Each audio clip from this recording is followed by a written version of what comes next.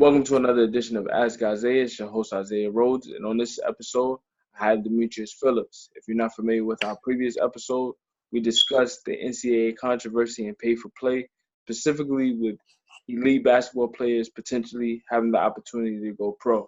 Now, that controversy has subsided, and the NCAA tournament starts this Thursday. Now, fans are filling out their brackets, bets are coming in, and this is the epitome of March Madness. If you're a basketball fan, from March to June, you're in heaven. You have the NCAA tournament, you have conference tournaments that just passed, and in the pro ranks, you have the NBA playoffs. But let's discuss 2018's bracket, potential upsets, and what we see right or wrong with this bracket. So, Demetrius, with this particular bracket, what do you see in terms of how you feel about how it panned out, and do you see any particular upsets coming forward? Well, in terms of the bracket, I think this is the best bracket I've seen in recent memory. Right. You also see here clearly the parity in college basketball. There's no clear-cut favorite. Virginia's the number 1 overall seed, but it's not 100% certain that they make it to the final or they win a national championship. They may be the best team, but the bracket they're in is a tough bracket. They have Cincinnati. It'll be a tough out for them every game. In terms of upsets, I have, although I'm a Duke fan, Iona versus Duke in that first round may be an upset. I don't want to see it, but Iona is very well coached. And, Duke, it's kind of inconsistent at times. Not too many losses in the year, but you've seen instances where they come up, you don't know what you're going to get from Grayson Allen coming into a game. Yeah, I want to piggyback off of that because Duke throughout the year was consistently within the top 10, and you saw great performances from Marvin Bagley, Wendell Carter, and Grayson Allen. So particularly that particular team looked like it should have been a clear-cut favorite. But as you mentioned, the parity within this NCAA tournament, there was no clear-cut favorite. And I think for Duke in particular, with the recruiting class that they just had and the expectations, I'm not sure if they lived up to it. They have a 2 seed, which for Coach K is always a good thing. A 1 or 2 seed is always good, but at the same time, they are, to your point, wide open for an upset. And in their particular bracket, they have Kansas, they have Seton Hall, you have Clemson, you have TCU, and you already mentioned Iona. These are games that, if it came down to it specifically for Duke, I'm not sure they would be comfortable with. Now, let's just say Duke does beat Iona, right? They would potentially have to go up against Rhode Island or Oklahoma. I'm not big on Oklahoma, especially after the New Year. They haven't won a road game. After the New Year, they didn't win a road game, and they lost 8 of their last 10. Now, a lot of what spectators have said is the reason Oklahoma got in is because of a potential Trae Young, Steph Curry type of run that Oklahoma is expected to go on with the exploits of Trae Young. Now, Trae Young is a great player. He's shown a great shooting prowess and ability to draw fans, but he's also shown a propensity to not play good defense, and teams have exploited the fact that he's a high turnover player. So I'm not sure if Oklahoma is best suited for this particular tournament, but if Trae Young is everything that people are saying he is, he will have to prove himself. Also, I want to take some time to talk about Seton Hall. Now, I covered the Big East tournament this season. It just passed, and obviously Villanova came out the victor. The Big East has 2 number 1 seeds in Xavier and Villanova, but that particular tournament itself put forth some great performances. Teams played extremely hard. I want to give a shout out to Providence, who was able to go to 3 straight overtime games and push themselves into the Big East final, where they lost ultimately to Villanova 76 to 66. But they held Villanova to 60 points in regulation, and it took miraculous shots from Mikal Bridges and Jalen Brunson to put Villanova over the top. 2 great players who potentially could go to the NBA. So it took those level of historic performances from those two great players to beat a Providence team who was supremely coached. So I just want to give a shout out to Providence. In terms of Seton Hall, this particular class that they had, this senior class, is under pressure in terms of trying to get an NCAA tournament win. You have the likes of Kadeem Carrington, you have Desi Rodriguez, and other players who could potentially put a scare in a lot of different teams. Now, I mentioned that particular bracket in Michigan State. Now, Michigan State was under a lot of upheaval in terms of how the Miles Bridges controversy in terms of paper play. Now, ultimately, he had to give back $40 to charity to make up for a meal that he received on his recruiting trip to Michigan State. So we're gonna talk about that and all of the gray areas with that. But in terms of Miles Bridges and the expectation that Michigan State has had, for them to be they are a 2 seed. Michigan State. Seton Hall is a 9. Michigan State is a 3 seed. Michigan State is a 3 seed. They were a number 1 overall seed throughout the they were ranked number 1 for a couple of weeks this year, and every time they hit number 1, they ended up losing. So they had to deal with a lot of controversy throughout their season, and it affected them to a certain degree. So for them to salvage the year with the 3 seed, this is what Tom Izzo lives for. He's the ultimate NCAA tournament coach. He usually gets his team clicking at the right time. So any team that goes against Michigan State, they should be on the lookout. Now, we spoke off air about the bracket of death. You spoke about the University of Kentucky and some disrespect that you felt Coach Calipari has gone throughout his time in Kentucky. So just speak about the bracket of death and how you feel it'll pan out. Coach Cal, UK, the committee must have something against those guys. 2 years in a row, they've been put in the toughest bracket for 2 years in a row. Last year they had 30 wins. Right. So I mean, you could also say the same for Virginia. They're in a tough bracket too, and they're the number 1 overall seed. Mm-hmm. So, Arizona, they're tough out. You have Duke, they're tough out. Obviously, you have North Carolina, they're also a tough out. Some of those are number 2 seeds. Right. We might have a tournament in which there may be no number 1 seed making it to the Final Four. I mean, this could be the case in the particular bracket you're speaking about with Kentucky, but they have to go against Virginia, who's the number 1 overall. You have Creighton, who's the 8th seed. They're an extremely tough team.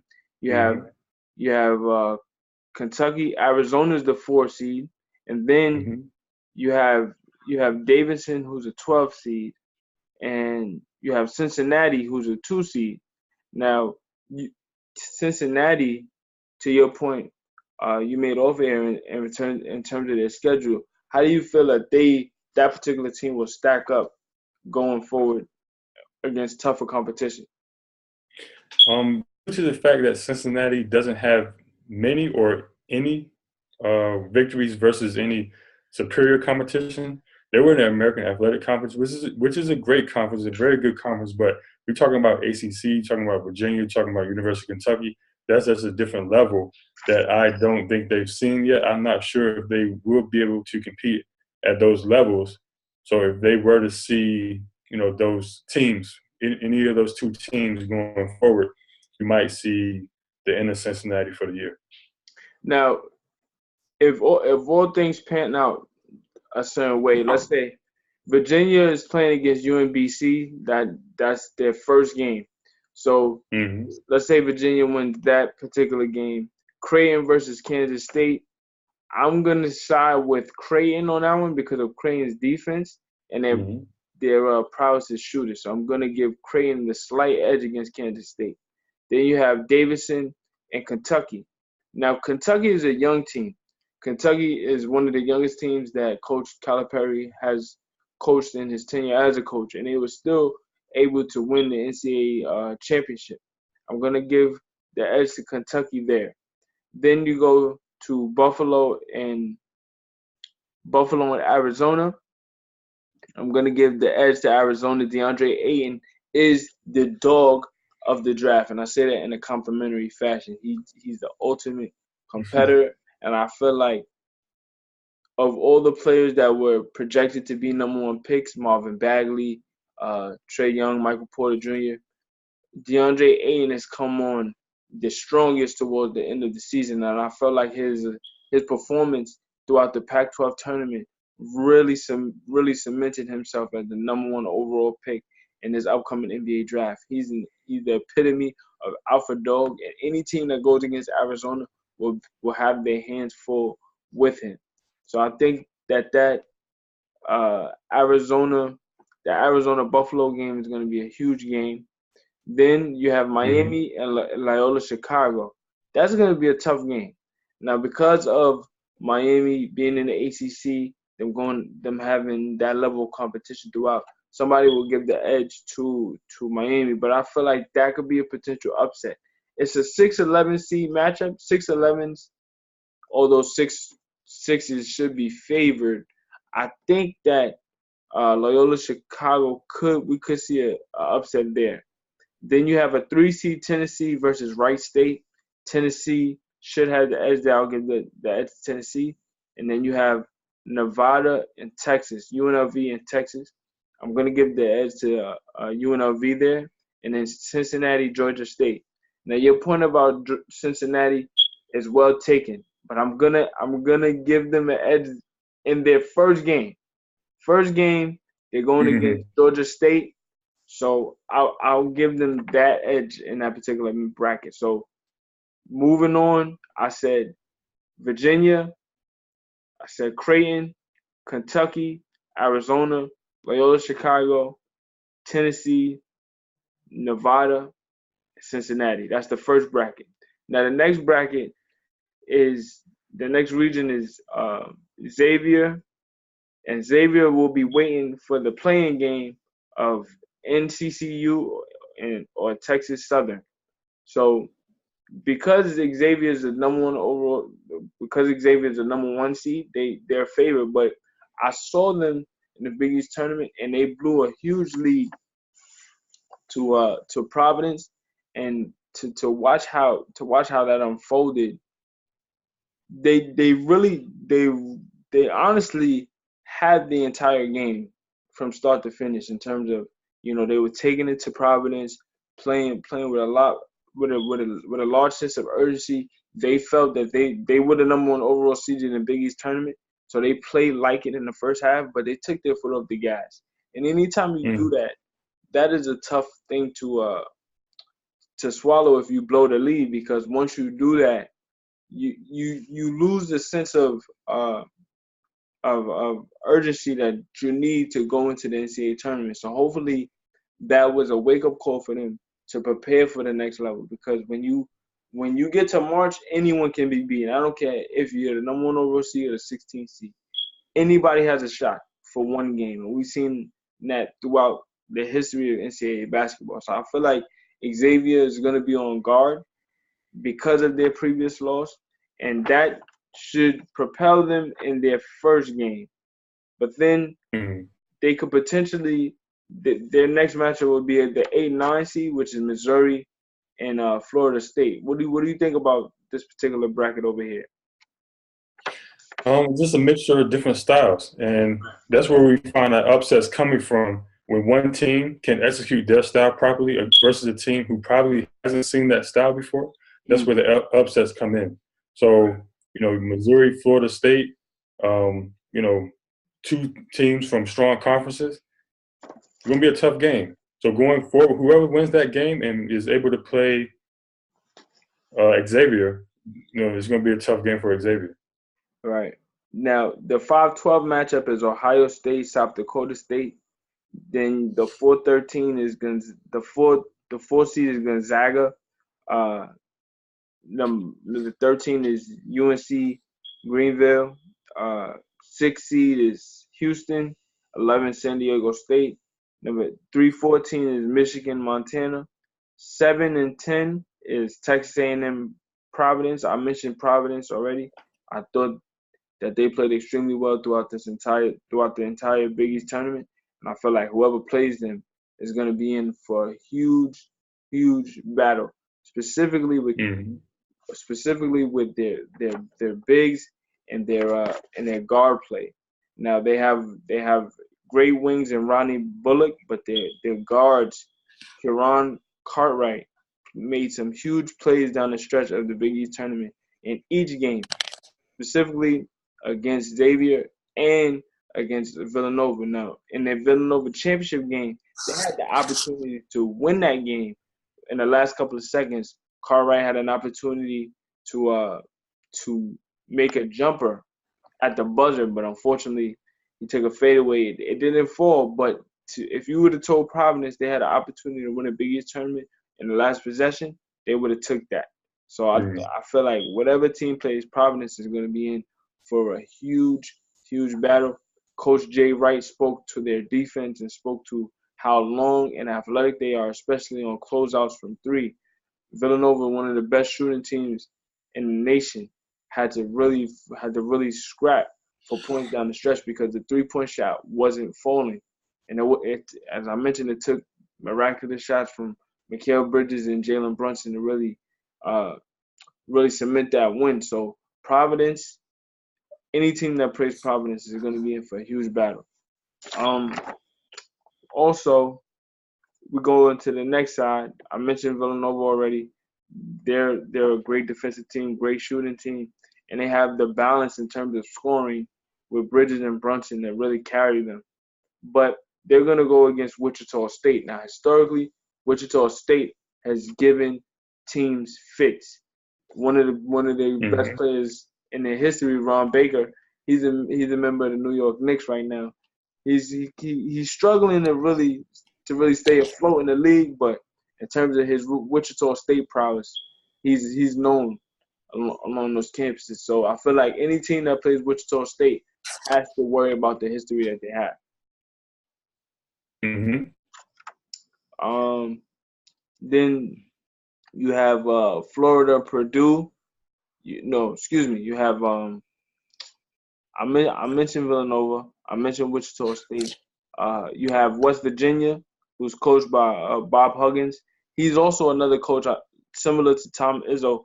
Most of his teams are always ready for the NCAA tournament. So we could go back to his time with Cincinnati, where he had Kenyon Martin, Nick Van Exel. We could talk about his earlier tenure with West Virginia when he had Kevin Jones and Truck Bryant, and that particular team that pushed Kentucky in the Elite Eight. So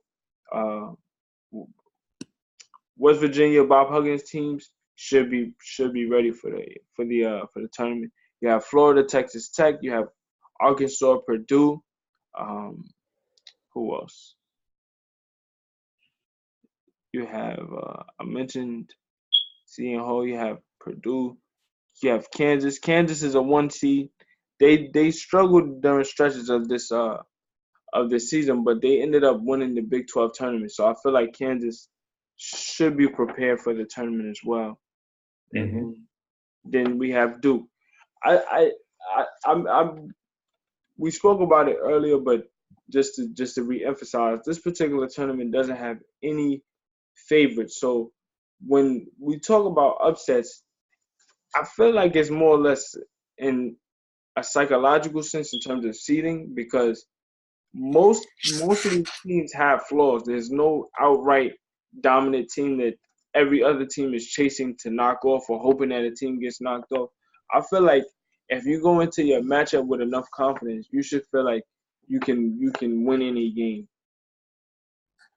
Mm-hmm.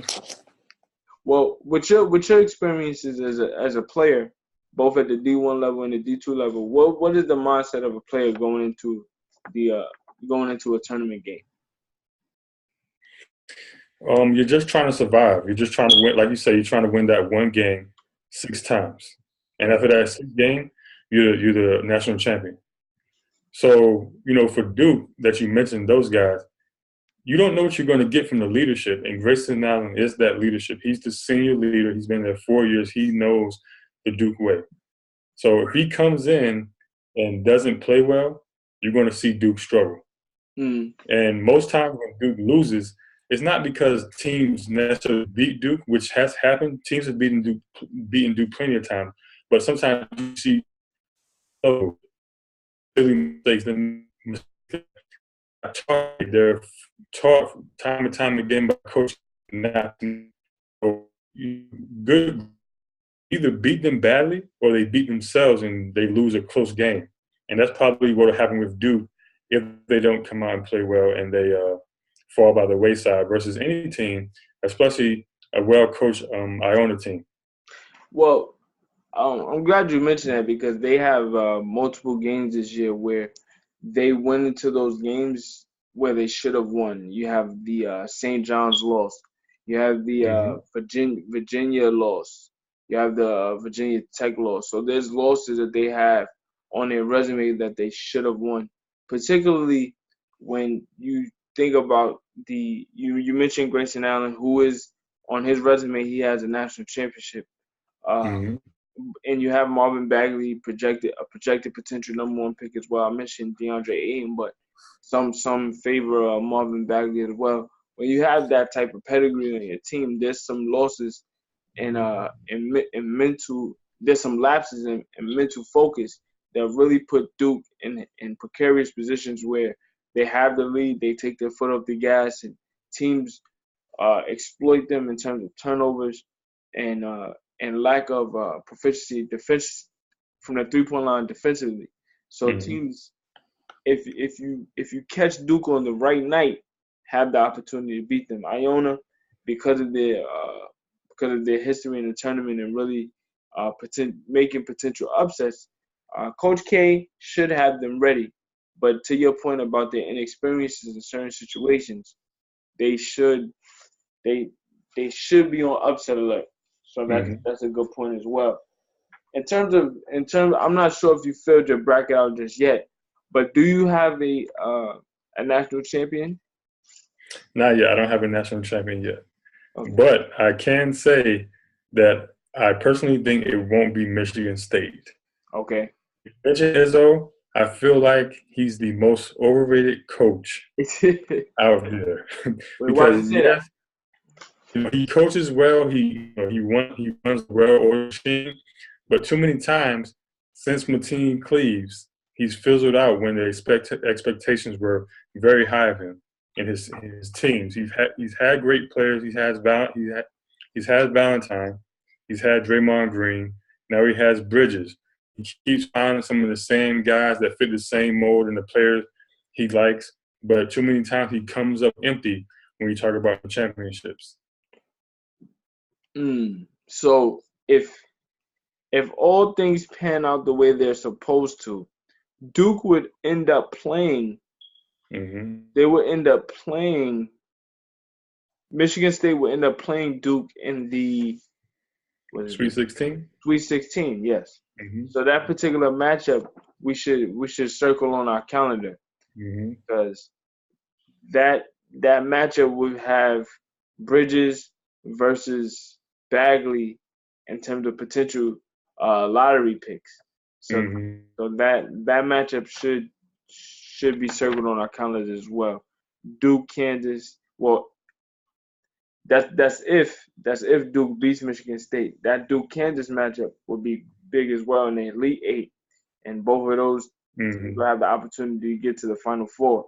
Now, my Final Four prediction is Villanova, Duke, Virginia, and North Carolina, and hopefully Mm-hmm. that would be three out of four teams from the ACC, which would prove ACC supremacy. Sort of similar to what the Big East did in 1985 when they were able to get Villanova, Georgetown, St. John's in the Final Four. The only team that wasn't from the Big East in that particular Final Four was Memphis State, and we all know what happened Mm-hmm. in the championship. Villanova played the perfect game and defeated Georgetown 66-64, which adds to the lore of March Madness, and anybody can be beat. So um, that's my Final Four: Virginia, North Carolina, Duke, and Villanova. So let me ask you this: which number one goes out first? In terms of number ones, probably Xavier. I think Mm. I think Xavier will be knocked out. Um, Probably. Hmm. Let me see. Cause I said what else? I said Virginia, North Carolina, Villanova, Duke. If Xavier loses, they will probably lose to Gonzaga. Mm. They will probably lose to Gonzaga. I think Gonzaga in making the national championship game a couple of years ago, I think they exorcised a lot of demons that they had. You talk about a coach who has extremely uh, who's extremely well respected, but doesn't come up big in the big tournament. Gonzaga has always been in that bracket where they perform extremely well in the regular season. They rule their conference, the West Coast Conference, but then they get to the tournament Mm-hmm. and always fall short. So I feel like Gonzaga a couple of years ago when they made the tournament, ultimately losing, uh, when they made it to the national championship and ultimately lost, the uh, the respect that they got and ultimately overcame that obstacle and finally got to the tournament. I mean to the championship. I think Gonzaga could be the team that knocks off Xavier.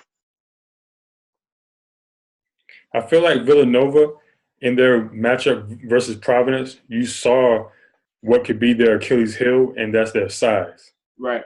On a night that they might come out and might not shoot well, a more bruising team could beat them up on the boards. In terms of offensive rebounding, also a very good defensive rebounding team that can keep Villanova at one shot. And just tough defensive instances throughout a game can spell their end. Right. That's a great point. That's a great point.